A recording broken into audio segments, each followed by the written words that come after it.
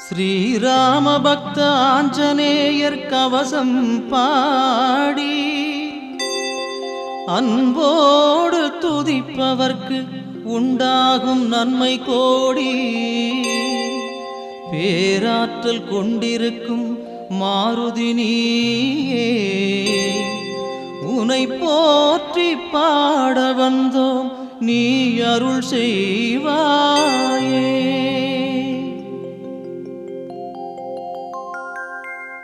அஞ்சனா தேவியின் அருந்தவமைந்தா, அன்புடையோரை காப்பவன் நீயே, நெஞ்சினில் என்றும் வைத்தே உன்னை, சந்தனத்தாலே பொட்டினை இட்டு